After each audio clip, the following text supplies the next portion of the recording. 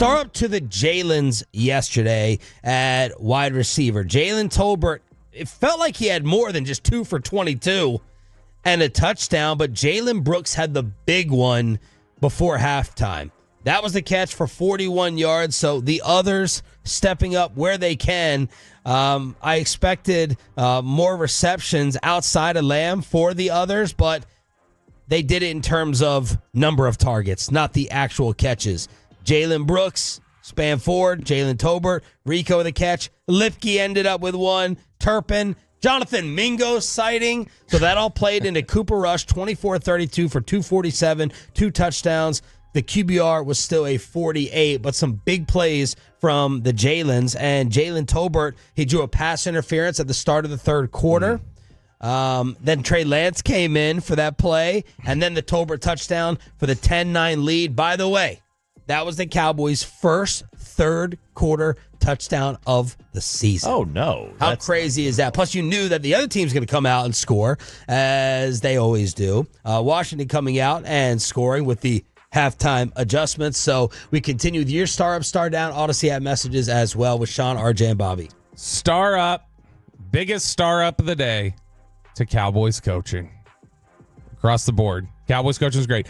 Mike McCarthy came into this. The game plan for McCarthy was really, really strong, I thought, especially given how limited they were with personnel in terms of their offensive line.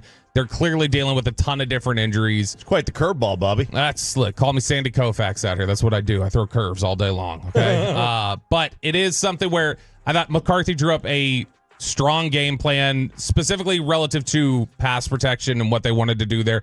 This was a game that very easily could have seen Cooper Rush sacked 6-7 times if they go in there with a different game plan, whether it be from the pass protection or some of the pass concepts that they're trying to do. They're trying to get the ball out quickly. They're trying to take advantage of some different things in space. So McCarthy gets a lot of credit there. And then Zimmer gets a ton of credit for, and Micah talked about this after the game a little bit, where he's like, this is what I'm talking about, by the way, when I said I feel like we're a good team, is that like I see these things that we're trying to build on and that I know we're having success with.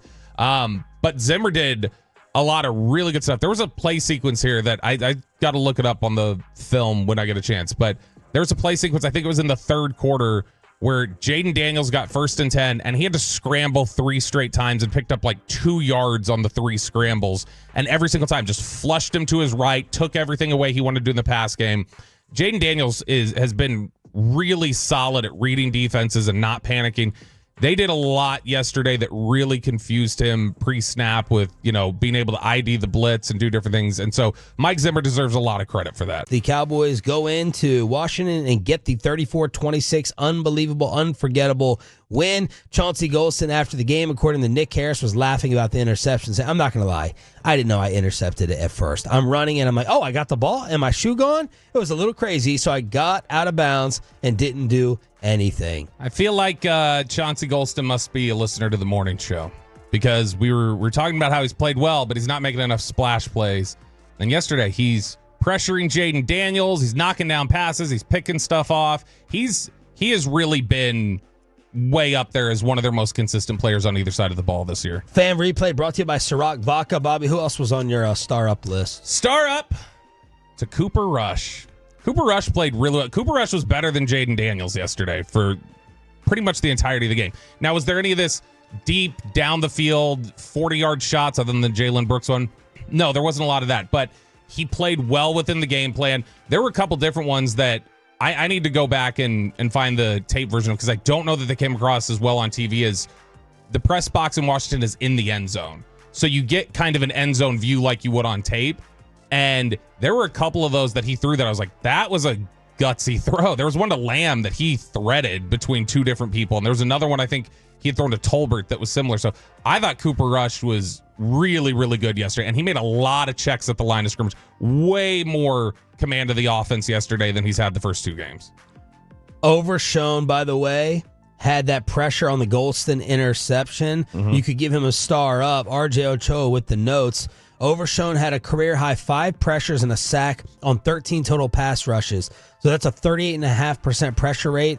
That was his 5th straight game and 7th overall this year with multiple pressures. Most among all off-ball linebackers in the NFL.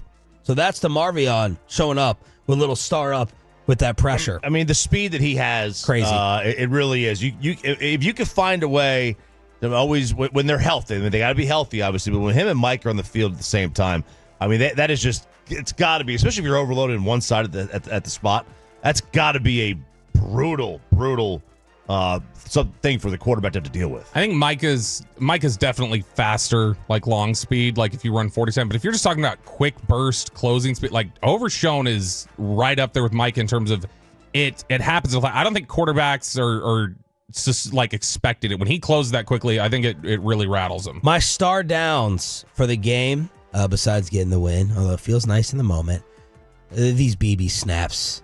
BB and Rush, give me the opposite of Malone and Stockton. Give me the opposite of Malone and Stockton. Luka and KP. Yes, that's a good one. BB and Rush are the Luka and KP of snapping the football to each other. The 2nd and 10 turns into a 3rd and 22. Luvu had 2 tips sitting there disrupting things. 3-yard, but it was, I'm sorry, I'll get to that in a second. It was multiple BB snaps. And then the amount of tips that were happening with Rush, with Luvu disrupting things at the line of scrimmage. There was another high one in the 4th quarter. They just can't. It's either Rush mishandling or BB going high. So star down for their exchange. Star down to Tyler Guyton. Holy crap.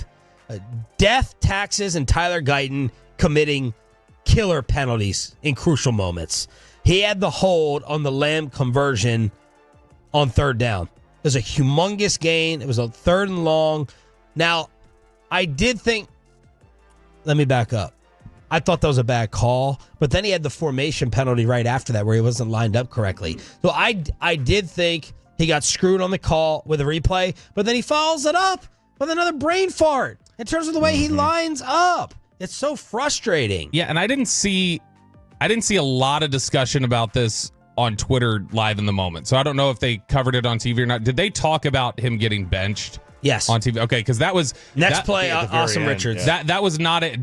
Guyton, I don't know. Like it was even more than I had thought. I just looked at the snap counts. He was on the bench for 20 snaps yesterday. Like he was out of the game for an extended period of time, and it's one of those things where they didn't after the game say, "Well, Tyler's banged up," or like it wasn't one of those type of things like they've done in the past. They're going through a correction phase with him. There is the only person who has more penalty flags thrown on them because some of them have been dismissed or offsetting. The only player who has more flags thrown on them this year is Laramie Tunsil. Guyton has 16 flags in 11 games this year. He's just been really, really tough. Not to the Guyton situation, but I got another star down. Look, yesterday you can't really complain how, for the most part, how Cooper played. I mean, he played okay. There were some times where he didn't, but he was all right. But if you're going to put Trey Lance in there, will you let him at least do something other than handoff? It's so predictable. It's like I told you my flag football college analogy last week. When the Cowboys do something different, unique, or tricky, it feels so basic and so just, all right, here it is. We're going to check this off. Y'all want Trey Lance? Here's one play. Yeah. Here's our package. And everyone in the District of Columbia and the state of Maryland knew, the whole DMV knew, he was like running it there. Yeah. Everyone knew. And then, all right, let's go out for a play. That's my conspiracy theory. Very annoying. They set him, like, my conspiracy theory is they ran him out there with a play that they knew would get negative 3 yards because, see, told you. Why even bother? I think they're putting him in positions where it's like, see, it doesn't look very good, does it? Back to Cooper Rush. Really? Mm-hmm. That's my theory. It's my dark conspiracy It's so theory. bad. Like if you're going to put him in, let him at least do the read option and he take it. At least let him do that. Let him, other than just hand it off. They don't want to. Mike McCarthy doesn't want to run a college offense. He doesn't want to run triple option. He doesn't want to run read quarterback play. He wants to, and he doesn't feel like he can throw the ball with Trey Lance, which I understand. Yeah, he wants to be because he'll throw it to the other team pretty consistently, as we saw in training camp. Trey's a bad fit as a backup with this offense. But if you wanted to run an option offense, you would probably win more games the rest of the year. It's just I don't think he wants to run that. Superior coaching coaches another system for the player. Mm-hmm. If you need to adapt and change and adjust to, say what you want about Bill Belichick, right? If Bill Belichick had to go to Trey Lance in game 8 of the season, the offense would look completely different and adjusted and adapted to his skill set. That's what, right. That's what special, awesome, fantastic, superior coaching gets you. Yeah. And like if that comes to that, if Cooper gets hurt, I mean, Mike would do that. I don't think, but Trey is a bad fit as the backup right now because he runs a completely different style. It's like imagine going from somebody who's like who's a mobile quarterback to a statue. And it's just you don't have that kind of offense. Hey, the Cowboys are back, Kevin. Okay, let's go. It's not because of that. Do you want? Is this the part where I'm supposed to say? You can if you want. Look, I didn't get a lot of sleep last night, but I was very happy in the moment that the Cowboys won. I heard what Sean was saying, and I understand big picture and the understanding and everything like that. It's not great, but in the moment, I was like, oh my crap in hell, what just happened on the long touchdown? And then when he missed the extra point, I was like, what? I was there. The Turpin moment, Kevin, was whenever I went, what the hell is going on? I just and my wife asked myself. No, that's not what happened. My wife comes in from the grocery store and she goes, oh, are the Cowboys being stupid again? Because that's what she's said for the last 5 weeks. What a great question that is. I said, no. Well, yeah, I don't know exactly what the Cowboys are doing right now. They're trying to win. And again, I'm dead serious when I say this. I don't know exactly who tanks appropriately whenever you're going through the tanking process. The Giants. Okay, the Giants. And they're just a miserable franchise right now. The Cowboys are stuck between some people want to be good and some people are like, well, they're not good enough and they're not bad enough. Exactly. So that is an unfortunate thing. And the thing about the game yesterday, it was a boring game most of the way. But then we got what I feel comfortable describing as the drug-infused final 187 seconds. Do you think, for people who didn't see, do you think that is an accurate? I just want to point this out. It's unexplainable. It was 20-9 with about 3 minutes and 7 seconds left. The final score was 34-26. I think you're being nice saying it was 20-9 because it was really 13-9 with about, and then you had the nice touchdown pass. Yes, a couple minutes before that. Won the game. I looked at my son. I said, well, the Cowboys won. The 31 points in the final 3 minutes and 30 seconds are the second most in the Super Bowl era. The second most? Including playoffs. So, and I don't know what the first most is. I'll have to go find out, but that's the second most in that span of time at the end of a game. So we've never seen anything like it except for once. Okay, so let's here is exactly what I wrote. The wild drug-infused final 187 seconds of Commanders Cowboys. So we're going along, to Mike's point, Schoonmaker, who was awful on field goal protection and extra point protection, he gets a catch to make it 20-9. And there's this discussion about do you think maybe you should have gone for 2 and blah, blah, blah. And I'm like, well, that's not going to come up. And then... You're right.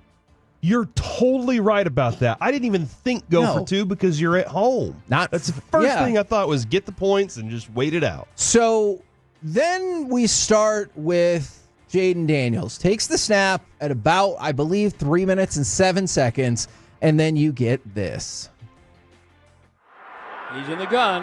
Snap back. Wants to throw. Rushed. Throws it out in the end zone. Caught by Ertz. Touchdown, Washington. All right. So they get to 2-point conversion. It's down to 20-17. And that point right there, I don't know where you were with this, Corey, or I don't know where the Tolos were with this. I was thinking, okay, this has entertained me in the last part, but they can still figure out a way to lose. Oh yeah, absolutely. And not with Turpin. Yeah, and protect and protect the draft pick. But to Mike's point, wait, can I ask real quick before you play this highlight? What did you think in that 1 second that he fumbled the kickoff? This is exactly what you needed. Sorry, Corey. I don't know if that's what you're going to say. This is exactly what you needed because I was like, he's going to get to the 12. They still have 2 timeouts. They're going to get the ball at, the 40, maybe the 35 with 2 minutes or so to go. And you're going to be back in business. And then credit to Gavante Turpin. Not credit to him for dropping the ball, but credit to him for a video game-esque spin move that shook that was insane. The foundation of 3 Commanders. They were like, the hell just happened? So give me cut number 7. And because Like, you'd think, though, this would be the apex of craziness. It's not. And now Turpin fields the kick. Deep, dances, and running it out. Left to the 30, to the 40, to midfield. Turpin's got the Jets going. 10-5. Touchdown by the league's leading kickoff returner. And everybody's hanky is in its pocket. I just want to point out, you're with that the last stretch here. Touchdown, touchdown, touchdown. Field goal, punt, touchdown, touchdown, interception. Yep. To start the game, block, field goal, field goal, miss field goal, fumble, punt, punt, punt, punt, interception, punt, field goal, end of half. And that's what the game started as, 3-3. And repeated conversations about, was this the worst special teams game they've ever miserable. seen in their life? All right, so it's over. The game is over. It's 27-17. Game's over. You're going to win. Or so you would think. The Commanders, and I didn't have an issue with it was over. The Washingtons didn't get to 27. That is a great point. So you think, I would have thought that Washington would have gotten a little closer for the field goal because they just spent all this time talking about like, oh, hey, he just came back, and they're terrible at kicking it from 50 plus. So they make the field goals 27-20. Dallas quickly turns the ball over, or 3 and out, punts it and everything like that. By having Cooper Rush run around in the backfield a lot. Like, that was going to help. I'm not going to lie. That second down play, I was like, that's good. Just run off to the side and just stay in bounds. Like, just that's stand fine. there for a second. But again, I've seen OU do that before with a punter in the end zone. He just ran back and forth at the end of the game until the clock ran out. But you're good to go, right? That Washington got out there 14. And so the game, again, for like the third time, feels like it's over. The first freaking play. What happened? Well, cut number 8 happened. Corey's guy happened. And it was pretty amazing. I was upset at the time, but it was pretty amazing. All right, first down. Daniels back. Little pressure. Throws it deep down the right side. Caught. McLaurin at 45. He's running away. McLaurin's going to score. Down the right sideline. Ran away from everybody. And with one play and 21 seconds left, Terry McLaurin went 86 yards. Now, we're almost definitely going to go to overtime. I'm telling you. I needed those fantasy points, by the way. I told my son, I'm 50-50 he makes this extra point. Really? I really was. I get that he made the 51-yarder to give them the chance to cut it to 7, but I was just like, this dude just looks like he's going to miss it. And I was 50-50 on it. I'm like, dude, I'm telling you. He missed it by a lot. I know. He has that look about him. He just looks unconfident. It's kind of like when, I don't know, Eric Dampier went to the free throw line. You could just see it in his face. He was like, I'm going to throw it up there and hope for the best. So Mike turned out to be right because we go to cut number 9. Now I've quickly reset. I mean, obviously, football broke my heart on Saturday with an unnecessary overtime game that the team I was rooting for went on to lose. Man, I'm sorry. And so I'm like, I reset, and I was like, okay, this is like when Marcel Reed dropped the ball. I was going to say the fumble. Dropped the ball. All you needed was a first down to run out the clock, and it ended up being 2nd and 17, and we had to give the ball back. But instead, let's go to cut number 9. And believe it or not, this is still not the craziest last thing that's going to happen. And the kick's away. And the kick is wide left. That came off his foot going wide left. It looked bad from the beginning. All right. Now I know what you're thinking. Did you think when they scored the long touchdown that it didn't even hit my mind they should go for 2? I'm 50-50. No. I'm really 50-50 on if they're going to make the extra point. But in my mind, I never thought they should go for 2 because this dude's a 50% extra point kicker. I didn't think that because we've talked about that. I mean, I feel like the last few weeks we've had these situations pop up a lot. Yep. And it's, if you're on the road, go for it. If you're at home, just take the points and let overtime work itself out. But I was not thinking that at any point. But I'm betting Dan Quinn was probably going, I got to trust my guy here. Yeah, and you're the home team. You're the better team.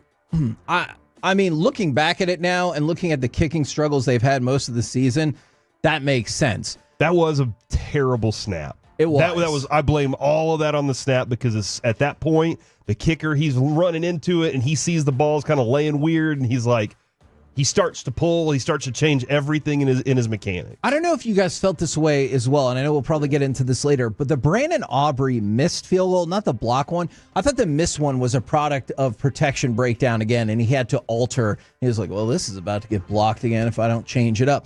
All right, so now it's 27-26, and again, for like the fourth time, the game is over.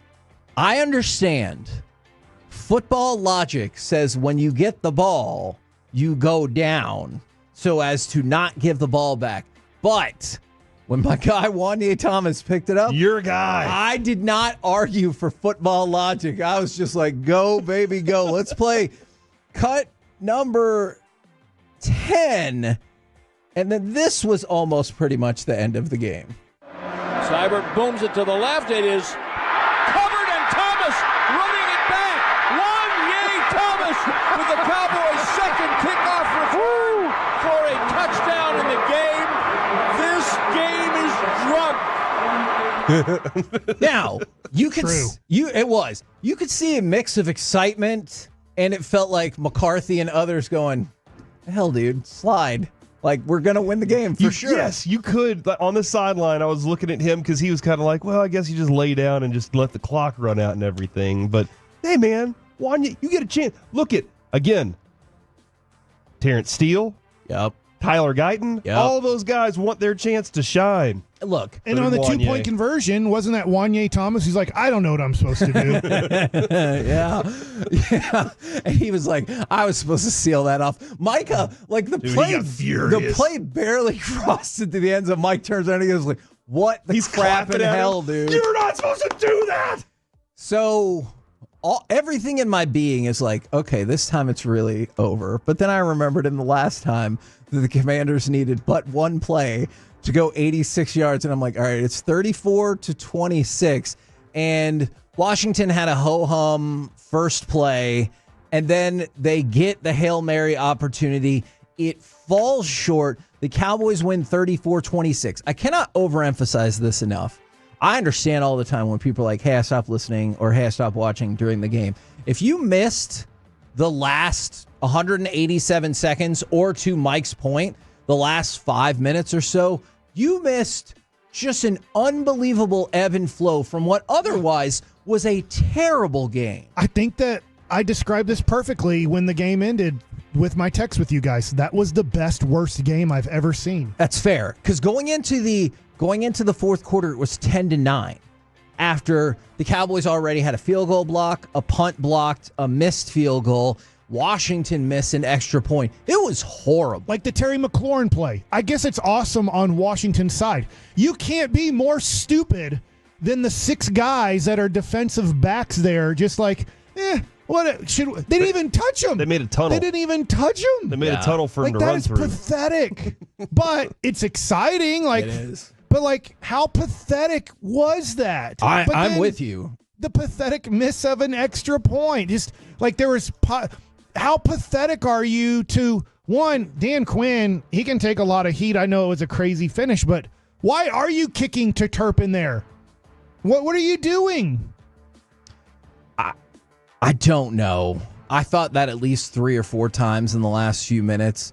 And from the 817, I just fundamentally disagree with this. We'll have this conversation another time, I'm sure. The draft is a coin flip. You never know how players will work out, so let them win. There's no difference between pick 6 and pick 12. There absolutely is a gigantic difference between 6 and 12. And if you don't think there's a difference player-wise, especially if you're good at drafting, yes, then you can trade down and pick up other draft assets and pick up another player or 2. So many interesting takes coming out of this. The Cowboys closed as 10.5-point underdogs, according to ESPN Bet. Their largest upset win since 2010 when they defeated the Giants as a 13-point underdog.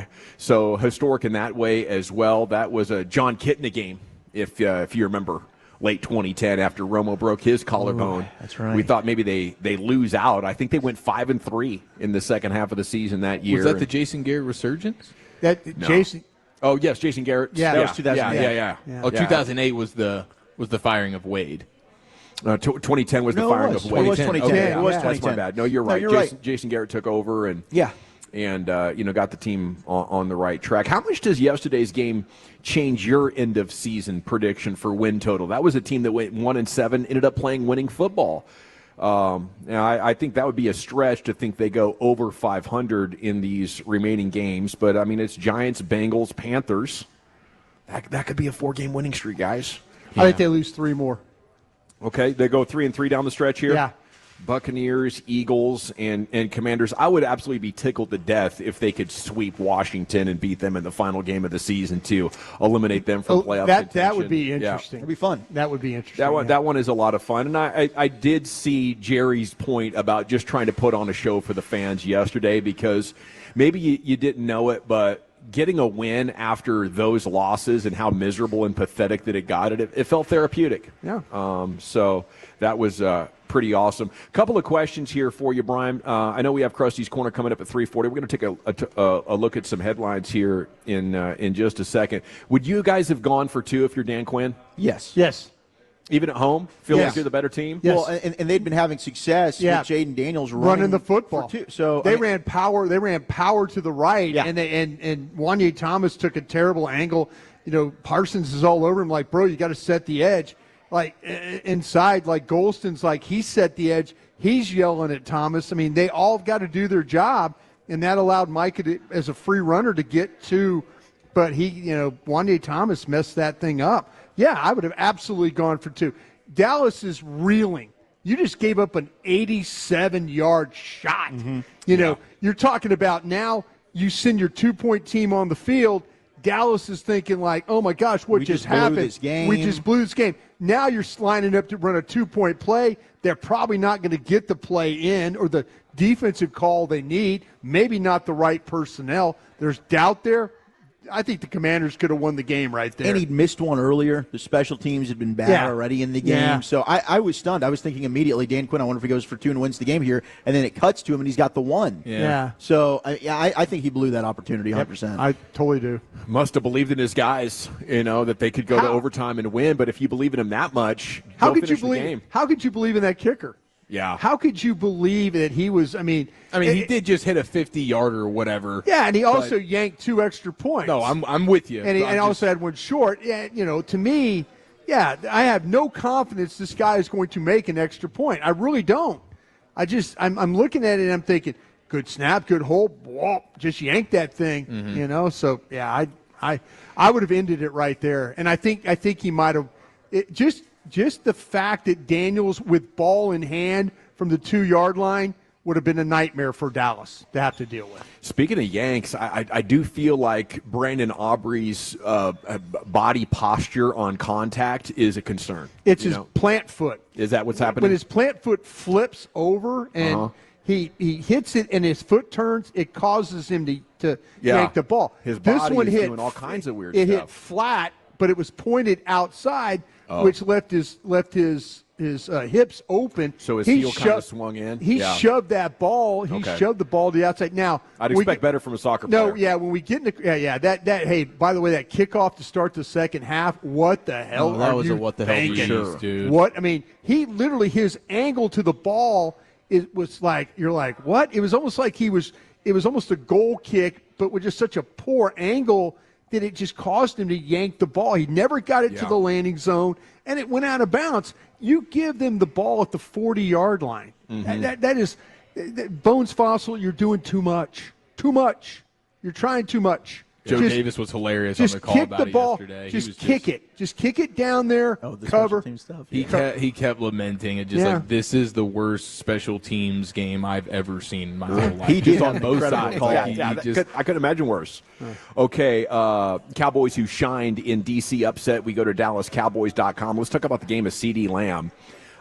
And he had some history here as well. 4 receptions in 44 consecutive games. Yeah, it's incredible. Past Michael Thomas. And I think he had 4 catches by like the second drive or whatever. I loved how it was just a focal point. Get Lamb the ball, dude. And then you saw what different type of player you had the rest of the game. Yeah. He was not Mr. Sulky, whatever. And I know the game was in the balance like the whole time, so there wasn't a total reason to just hang your head. But still, after the turnover, yeah, like it didn't end up counting, right, because of the penalty. But then he chases it down, forces a fumble. You get the ball right back. I mean, that shouldn't go unnoticed. You know, things you want to take forward with you from this game: getting CD involved early. You know, because he's attacking the football. You know, he's locked in. That route that he ran to come back for the ball across the field was really in a impressive. Crowd was really impressive. Yeah, I mean the cojones to throw that ball into that traffic. You know, he had to have a tremendous amount of trust. I don't know about cojones. I don't think that. I mean, the ball to me had no power on it at all. Lamb had to go velocity. I don't know if St. Juice, the corner, is going to get the interception. But Lamb's like, not today, and he just cut that thing off. That was terrific, and I think you take that and getting rid of the ball quicker is like things, and third going down the field the way they were. I mean, that was just, hey, go figure. You start pushing it, and we get what it was, 25 points. Daniels saved you time before half by going out of bounds. If you watch the sequence of play, and then they make the long pass to Brooks down. Dallas, I mean, if he just somehow stays in bounds or goes down and the clock continues to run, Dallas is not going to have enough time to get a field goal out of that. Hopefully we'll get more Cooper Rush discussion here a little bit later on. How about Kavontae Turpin? His overall game, do we get a GPS number on that yet of how fast he was going? Yeah, he was in the 21s. Which is still obviously incredible. One of the third 20, like 3 of the top 20 speeds are him. Yeah, it's ridiculous. I think he might have slowed it down a little bit at the end. Yeah, he didn't need to go full burners like he did the other night versus Houston, but he is your fastest ball carrier. So it shouldn't be that much of a surprise that he was able to pull away like that. I was just surprised that his vision didn't lead him into somebody to tackle him at any point. No, his vision is better. We've got LASIK. I know, thank God. Contacts now. Yeah. But now the proof is in the pudding with it. Yeah, that matters. You know what I mean? Because that should have been like his third kickoff return of his career to this point. Can we go back to San Francisco? Just running in, like, what are you doing? But he couldn't finish him for a while. I think he was getting too excited for the first year. Yeah, getting a time machine, put some contacts on him against San Francisco in that divisional round game. Maybe he scores. Wow, dude! How different things could be. I like that as a one wish, throwback wish, time machine wish. How about Micah Parsons? If the Cowboys do consider trading him in the offseason, that would be a surprise. It would be a surprise. You get the fourth quarter sack, though. Yeah. Could have been a drive killer. Washington ends up scoring still. But, the way that he is playing, I think, gives you a path back to respectability on defense. And if he can close strong over the next 6 weeks or so, maybe a 3 first-round pick offer could be on the table for a man of his age with that kind of ability. Certainly better to boost up that trade value, unlike if they would have tried to flip him, which was like a 0% chance that they would have. But like at the deadline, you were selling a little bit low based on the way he had come out of the gates. But right now, he is he's everything that you want him to be, disruptive as ever. He was all over the place in the run game as well. Like he was just, and the way they were moving him around, as you mentioned, Walchuk, where he qualified as a defensive tackle. He had enough snaps as a pass rusher in the interior to qualify with the defensive tackles, and he was the second best in the sport over the weekend when it comes to getting after the passer that way. So I think that's two of the big takeaways from the game is just, hey, finally, the superstars that we've invested in, that we're planning to build around here in terms of Micah and CeeDee Lamb, like they were the best versions of themselves. I mean, if I'm Washington right now, I'm thinking when we play the Cowboys, we're running even less. The way that he hit Jaden Daniels out of bounds in the first half, I was tracked him. Dude, he tracked him down. He did track him. You know, this is a different kind of guy when it comes to pursuit like that. How about Chauncey Golston?